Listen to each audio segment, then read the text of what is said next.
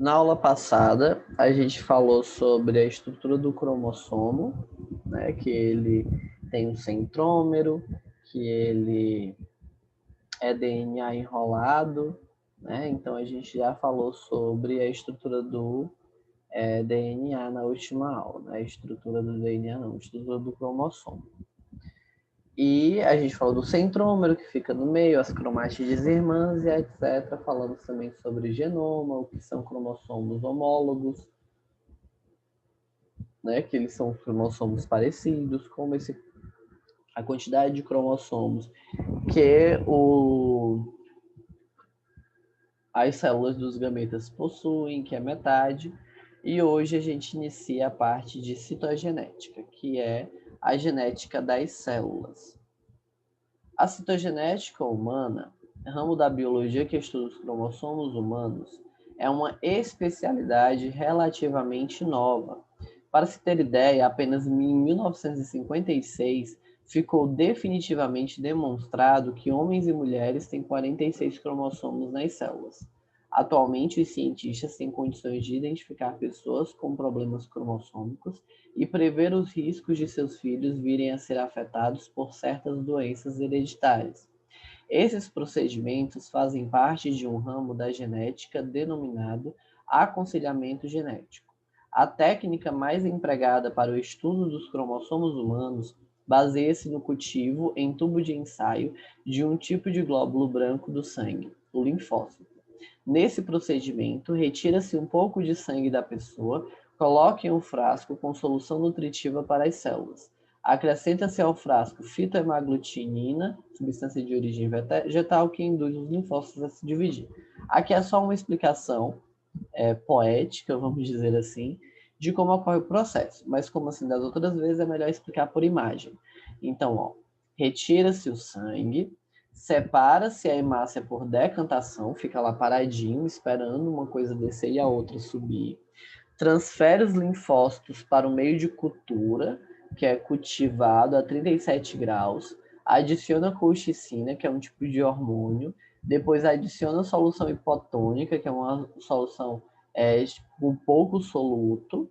Depois gira os tubos de ensaio para que tudo que vá ser feito fique na ponta e depois coleta os linfócitos para poder visualizar. A gente já tinha até visto isso daqui na aula passada, né? Sobre células, análise de células através do microscópio.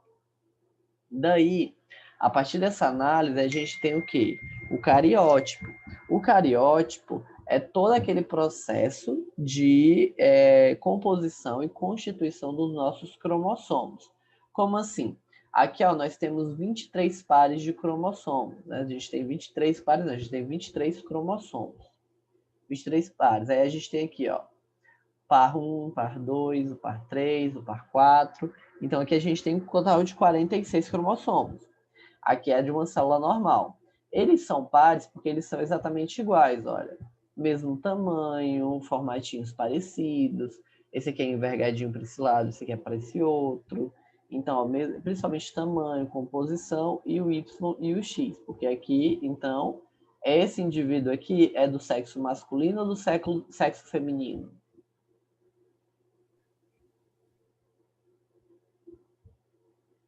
Macho ou fêmea?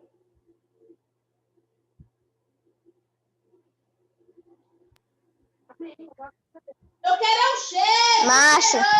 Macho. X e Y é homem. X e X é mulher. O conjunto de características morfológicas dos cromossomos constitui o seu cariótipo. O cariótipo normal, nós temos 22 pares de cromossomos, autossomos, e um par de cromossomos sexuais, que são X e Y, ou X e X.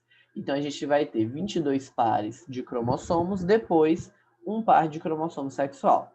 22 pares de cromossomos chamados de autossomos. E um par de cromossomos sexuais, que é onde estão contidos os gametas. Daí, quando a gente tem alguma alteração nesses cromossomos, nesses pares, a gente tem o que a gente chama de síndrome. Aí nós temos o exemplo, por exemplo, da síndrome de Down, da síndrome de Turner, da síndrome de Klinefelter, São alguns exemplos de doenças cromossômicas. A síndrome de Down ocorre um problema bem aqui nesse cromossomo, ó, cromossomo 21, que em vez de ser um par, vira um trio, chamado também de trissomia do 21, trissomia do cromossomo 21, que é quando nasce um cromossomo a mais do que deveria. Olha aqui, ó, 21 em vez de 2 tem 3. A síndrome de Down, ela tem características como olhos afastados, desenvolvimento do crânio diferenciado, não tem um desenvolvimento do cérebro tão evoluído quanto de quem não tem a síndrome. Então, a fala também às vezes fica afetada. Então, por conta do acréscimo de um cromossomozinho, já dá alterações, várias alterações no corpo. Outra síndrome é chamada de síndrome de Turner. A síndrome de Turner, ela tem um número normal de autossomos, mas tem um cromossomo sexual X, e são do sexo feminino. Sexo feminino é XX, mas no caso da síndrome de Turner, em vez de nascerem 2 cromossomos X, só nasce um. Então fica faltando um. Essas mulheres, elas têm problemas, normalmente problemas hormonais, problemas de desenvolvimento do corpo. Então é chamado de síndrome de Turner. Outra coisa que acontece também é uma má formação dos órgãos genitais, infertilidade, retardo mental leve, desenvolvimento de pregas de pele do lado do pescoço e por aí vai. E a síndrome de Klinefelter é quando, nos 22 pares de autossomos nós ainda temos normalmente, e em vez disso tem 3 cromossomos sexuais, 2X e um Y. Enquanto na síndrome de Turner está faltando um X, na síndrome de Klinefelter tem um X a mais, só que não nas mulheres, XXX, mas nos homens fica XXY. E as características dessa síndrome são problemas de desenvolvimento dos órgãos genitais, acompanhados de infertilidade e um pouco de retardo mental. Daí, a gente começa os processos dos ciclos celulares, que muitas vezes são os culpados por conta da má divisão cromossômica, que aí deixa um cromossomo se dividir de mais ou um cromossomo se dividir de menos, acontecendo as síndromes, como de Turner, de Down e de Klinefelter. A divisão celular, o ciclo celular, ele é formado por 3 principais partes, que é G1, S e G2, sendo que também tem a fase I, que a fase I é chamada de intérfase, que é quando não acontece o ciclo celular, chamado de intérfase. Olha aqui como é que tem, ó. A gente tem a fase G1, depois a gente tem a fase S, a gente tem a fase G2 e a fase M, que é a mitose ou a meiose. Depois tem a intérfase, que é o período que não tem nada, que não está identificando aqui, mas que depois vem de novo. G1, S, G2 e M, sempre nesse mesmo percurso. Daqui está falando aqui, ó, o período que vai do surgimento de uma célula pela divisão de outra até sua própria divisão constitui o ciclo celular. Esse é dividido em 2 principais etapas, chamados de intérfase e divisão celular. A intérfase é o período entre 2 divisões, no caso, o período que a célula não está se dividindo, que ela não faz nada. Ou o período e é subdividida em 3 períodos, G1, S e G2. A sigla S deriva da palavra síntese, que é a referência à síntese de DNA, que ocorre quando cromossomos são duplicados. As siglas G1 e G2 derivam da palavra gap, que significa intervalo, e indica o momento anterior e posterior à síntese do DNA.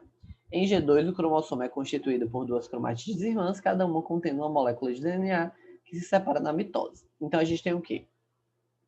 G1 é a fase em que tudo que era só 1 vira 2. S, momento em que as últimas coisas que faltam serem produzidas, no caso, ó, dupliquei, pá, faltou produzir DNA. Então, os 2 estão duplicados e agora vai produzir DNA. Depois vem a fase G2, que a fase G2 é quando eu já estou aqui bonitinho duplicado, né? E aí eu vou estar separando. Eles são duplicados assim, ó, vai começar a separar. Então, tem um G1, G2. Separei, começa o processo de divisão. O processo de divisão, também chamado de citocinese, porque é a divisão do citoplasma, acontece, em geral, duram menos de 1 hora e corresponde a 5% da duração total. Os outros 95% é dessa divisão. Daí a gente tem que o quê?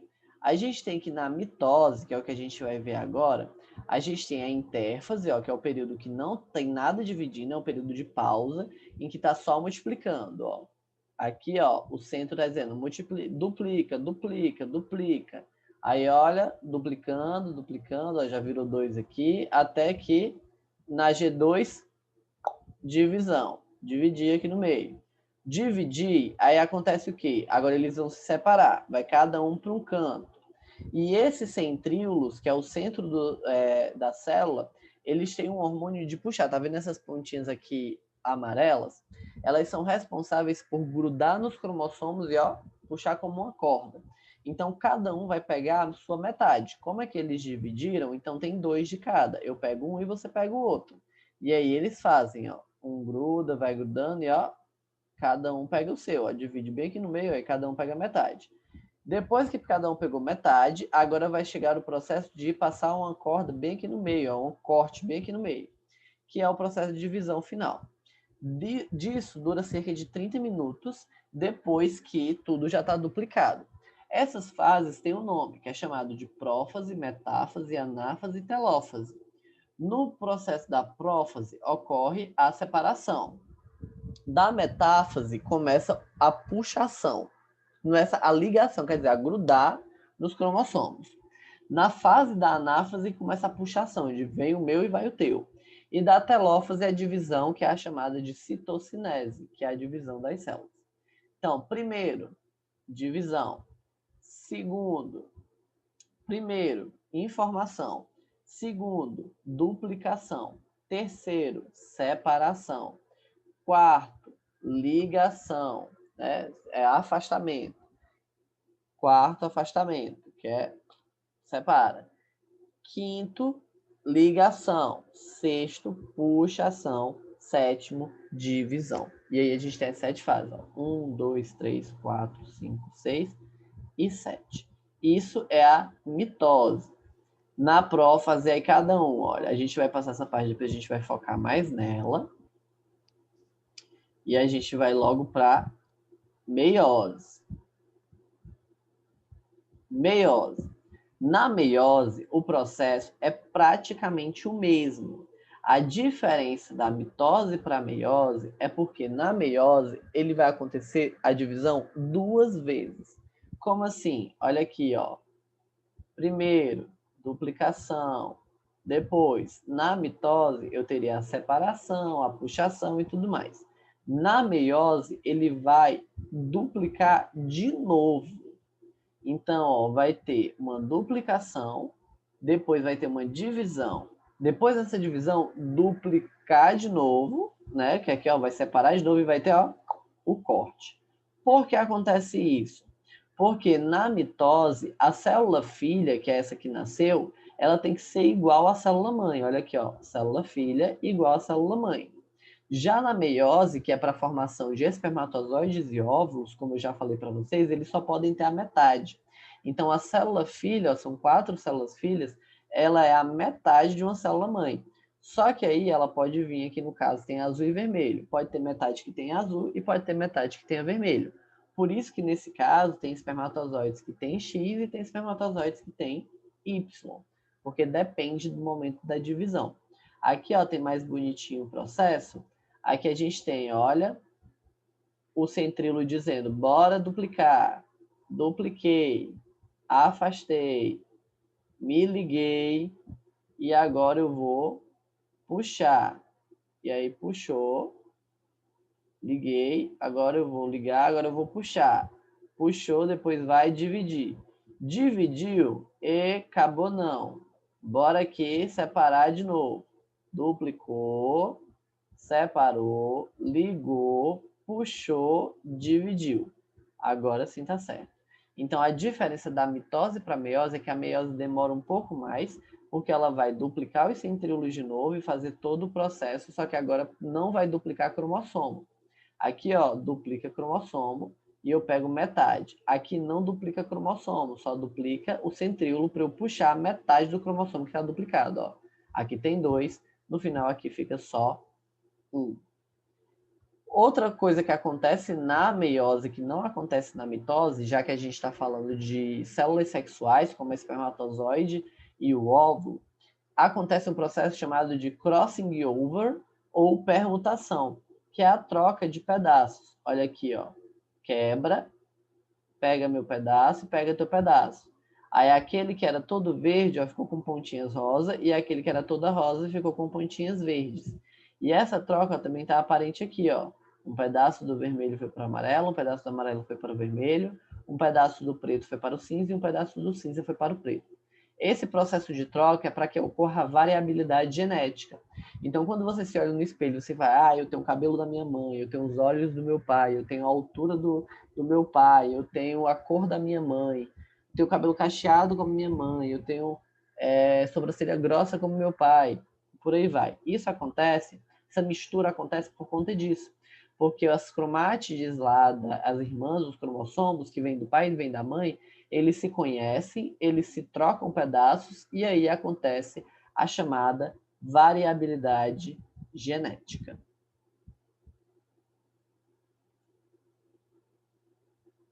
Nesse processo de divisão, essa duplicação aqui, ó, depois da quebra que a gente tem essa uniãozinha, que é esse xizinho que eles cruzam, tem um nome. Esse cruzamento é chamado de quiasma.